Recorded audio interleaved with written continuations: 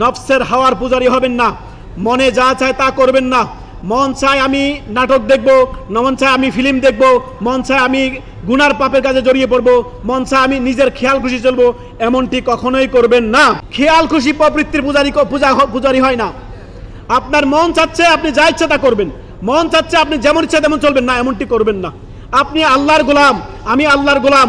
মানব সৃষ্টির উদ্দেশ্য হচ্ছে, আল্লাহ বলেন ওমা খালাকতুল জিন্না ওয়াল ইনসা ইল্লা লিয়াবুদুন, আমি মানুষকে সৃষ্টি করেছি আমার দাসত্বের জন্য, ইবাদতের জন্য। এটা আল্লাহর হক।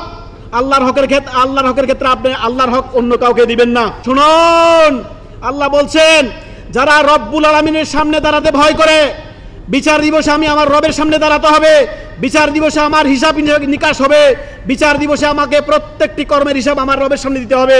যে ব্যক্তি আল্লাহর ভয়ে সমস্ত গুনাহ থেকে, পাপাচার থেকে, অন্যায় কাজ থেকে বেঁচে থাকবে, আল্লাহ তাআলা বলেন ফাইন্নাল জান্নাতা হিয়াল মাওয়া, তার জন্য জান্নাতুল মাওয়া আল্লাহ তাআলা রেখেছেন। সুবহানাল্লাহ।